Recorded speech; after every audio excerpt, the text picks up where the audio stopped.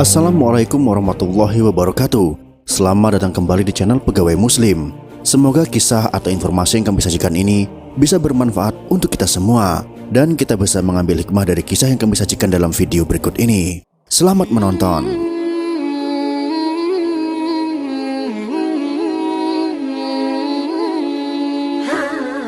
Di daerah Mosul, Irak, terdapat sebuah kampung bernama Ninawa yang penduduknya berpaling dari jalan Allah yang lurus dan malah menyembah patung dan berhala. Allah Subhanahu wa Ta'ala ingin memberikan petunjuk kepada mereka dan mengembalikan mereka ke jalan yang lurus. Maka Dia mengutus Nabi Yunus alaihissalam untuk mengajak mereka beriman dan meninggalkan sesembahan selain Allah Azza wa Jalla. Akan tetapi mereka menolak beriman kepada Allah dan tetap memilih menyembah patung dan berhala. Mereka lebih memilih kekafiran dan kesesatan daripada keimanan dan petunjuk.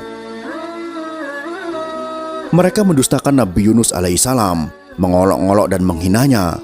Maka Nabi Yunus pun marah kepada kaumnya dan tidak berharap lagi terhadap keimanan mereka. Allah Subhanahu wa Ta'ala pun mewahyukan kepada Nabi Yunus alaihissalam untuk memberitahukan kaumnya bahwa Allah akan mengazab mereka karena sikap mereka itu setelah berlalu 3 hari. Lalu Nabi Yunus alaihissalam menyampaikan perihal azab itu kepada kaumnya dan mengancam kaumnya dengan azab Allah. Kemudian ia pergi meninggalkan mereka. Ketika itu, kaum Yunus telah mengetahui bahwa Nabi Yunus alaihissalam telah pergi meninggalkan mereka, sehingga mereka yakin azab akan turun dan bahwa Yunus adalah seorang nabi. Maka mereka segera bertaubat kepada Allah Subhanahu wa Ta'ala, kembali kepadanya dan menyesali sikap mereka. Ketika itu, kaum laki-laki, wanita dan anak-anak menangis karena takut azab menimpa mereka, dan mereka berdoa dengan suara keras kepada Allah Azza wa Jalla agar azab itu diangkat dari mereka. Saat Allah melihat jujurnya taubat mereka, maka Dia menghilangkan azab itu dari mereka serta menjauhkannya. Allah Ta'ala berfirman,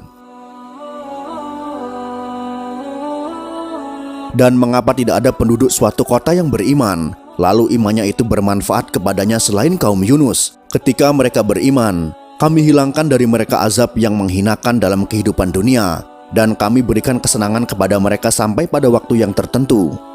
Quran Surah Yunus ayat 98.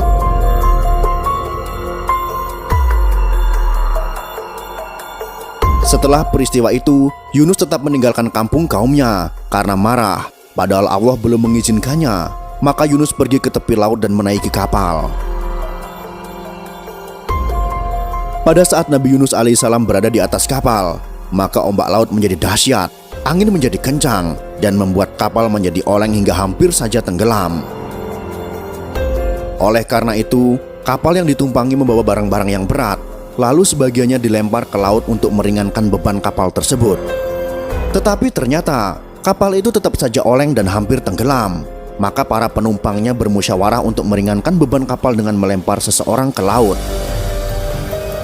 Maka mereka melakukan undian dan ternyata undian itu jatuh pada diri Yunus. Tetapi para penumpang yang ada di kapal tersebut tidak mau jika Yunus harus terjun ke laut. Maka undian pun diulang lagi dan ternyata jatuh kepada Yunus lagi. Hingga undian itu dilakukan sebanyak 3 kali dan hasilnya pun tetap sama. Maka Nabi Yunus alaihissalam pun bangkit dan melepas bajunya, kemudian melempar dirinya ke laut. Pada saat yang bersamaan, Allah telah mengirimkan ikan besar kepadanya dan mengilhamkan kepada ikan tersebut untuk menelan Yunus dengan tidak merobek dagingnya atau mematahkan tulangnya. Maka ikan itu pun melakukannya atas perintah Allah. Ia menelan Nabi Yunus ke dalam perutnya tanpa mematahkan tulang dan merobek dagingnya. Dan Nabi Yunus alaihissalam pun tinggal di perut ikan itu dalam beberapa waktu dan dibawa mengarungi lautan oleh ikan itu. Ketika Yunus mendengar ucapan tasbih dari kerikil di bawah laut, maka di kegelapan itu Yunus berdoa, "Tidak ada Tuhan yang berhak disembah selain Engkau, Maha Suci Engkau. Sesungguhnya aku termasuk orang-orang yang zolim." Nabi Yunus alaihissalam berada dalam 3 kegelapan, yaitu kegelapan perut ikan, kegelapan lautan, dan kegelapan malam. Hal ini sebagaimana yang difirmankan Allah Ta'ala. "Dan ingatlah kisah Zunnun ketika ia pergi dalam keadaan marah, lalu ia menyangka bahwa kami tidak akan mempersempitnya. Maka ia menyeru dalam keadaan yang sangat gelap, bahwa tidak ada Tuhan yang berhak disembah selain Engkau, Maha Suci Engkau. Sesungguhnya aku termasuk orang-orang yang zalim, maka kami telah memperkenankan doanya dan menyelamatkannya daripada kedukaan, dan demikianlah kami selamatkan orang-orang yang beriman.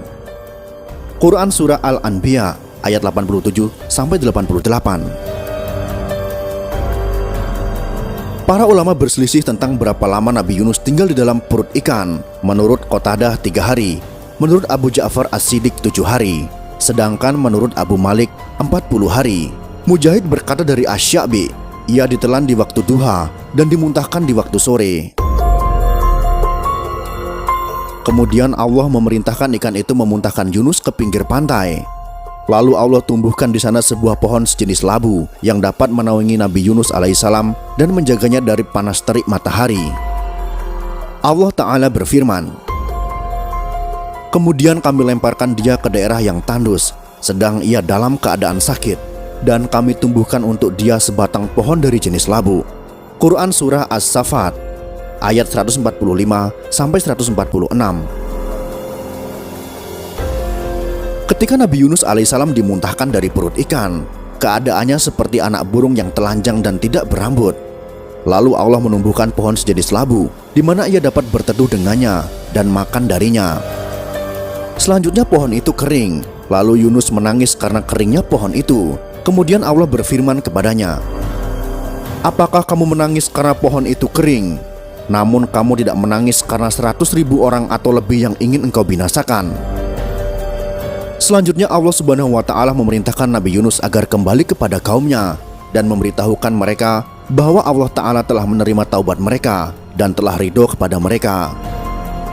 Maka Nabi Yunus alaihissalam melaksanakan perintah itu. Ia pergi mendatangi kaumnya dan memberitahukan kepada mereka wahyu yang diterimanya dari Allah Subhanahu wa Ta'ala. Kaumnya pun telah beriman dan Allah memberikan berkah kepada harta dan anak-anak mereka, sebagaimana yang diterangkan Allah dalam firman-Nya.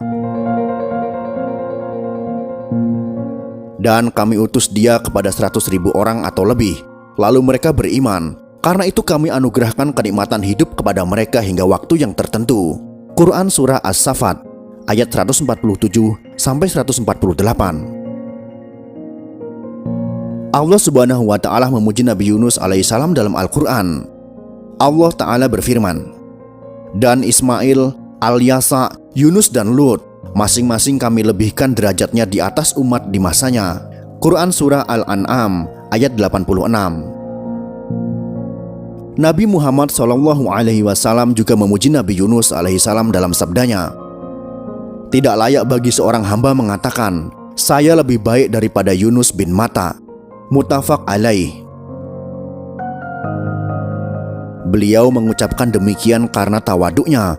Ada pula yang berpendapat bahwa beliau mengucapkan demikian untuk menghindari adanya sikap orang bodoh yang merendahkan martabat Nabi Yunus alaihissalam karena kisah yang disebutkan dalam Al-Quran. Dan tentang doa Nabi Yunus alaihissalam, Rasulullah SAW bersabda, doa Zunun ketika di perut ikan adalah, tidak ada Tuhan yang berhak disembah selain Engkau. Sesungguhnya aku termasuk orang-orang yang zalim. Sesungguhnya tidak seorang muslim pun yang berdoa dengannya dalam suatu masalah, melainkan Allah akan mengabulkan doanya. Hadis riwayat Tirmizi dan disahihkan oleh Syekh Al-Albani. Semoga kisah tentang Nabi Yunus ini bisa memberikan nasihat kepada admin pribadi dan seluruh pecinta pegawai muslim. Wallahu a'lam bishawab.